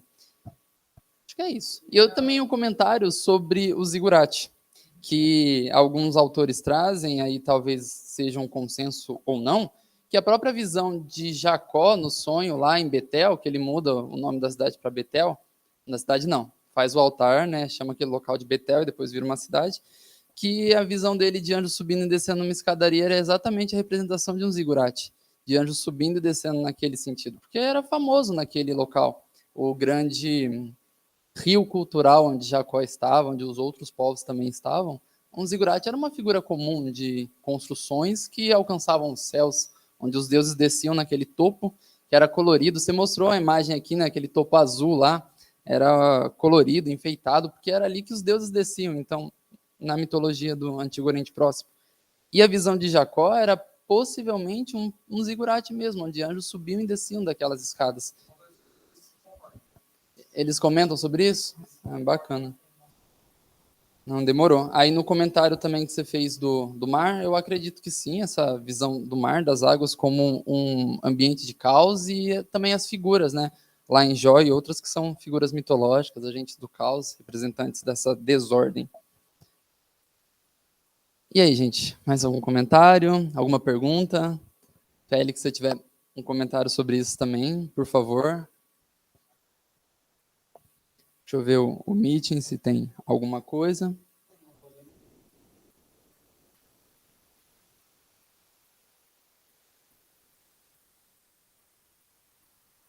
Mais alguma pergunta? Um outro comentário? Quer complementar alguma coisa, Félix?